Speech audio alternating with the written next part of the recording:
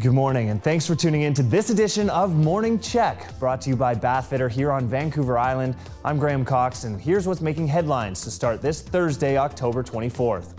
Investigators are continuing to look into the death of an 85-year-old woman who was found by fire crews inside her home last night in Cumberland. The Cumberland Firefighting Department said they responded to calls of thick black smoke filling a home on Sutton Road around 6 o'clock yesterday evening. As crews went in to put out the flames, they found the body of an elderly woman inside. Authorities say they are unsure if the death and fire are related at this time. Ultimately, the plan is to phone the grandparents. Yeah. Well, Monday is looking like a day off for students in the Saanich School District as a 72-hour strike notice was issued yesterday after mediation fell apart between the union representing support staff employees and the Board of Education. The main issues are relating to wage disparity. At this time, the district superintendent says parents and students should plan for no school on Monday. The Saanich police have released the name of an elderly man who was reported missing earlier yesterday evening.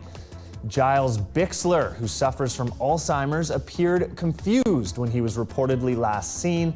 Police are searching the area of East Saanich on foot and by drone and say that Bixler was searching in backyards for the Vancouver Art Gallery. They are concerned for his well-being due to the nearby access to water.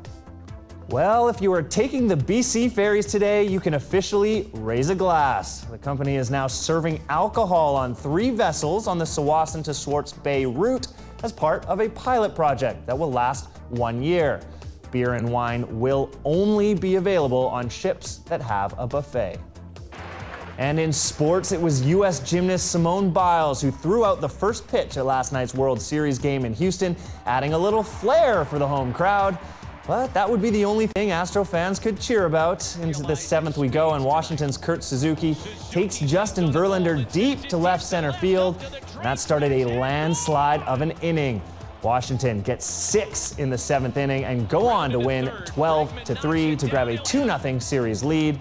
The World Series now shifts to Washington for Game 3 Friday night.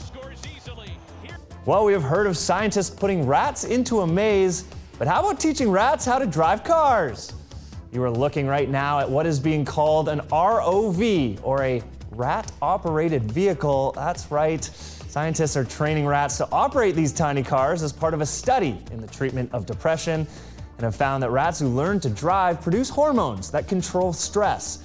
Let's be honest, if these rats were on the Colwood Crawl, the findings by scientists would be very different.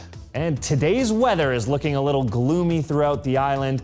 Down on the southeast coast, you'll stay dry, but it will be mainly cloudy throughout the day in Victoria and Nanaimo. Things get a little wetter as you hit Port Alberni and Tofino, with expected showers throughout the day, and that rain will extend right up to the north part of the island in Port Hardy. So not a lot of sun, but hey, at least Morning Check will brighten your day. And of course, here are your Thursday highs.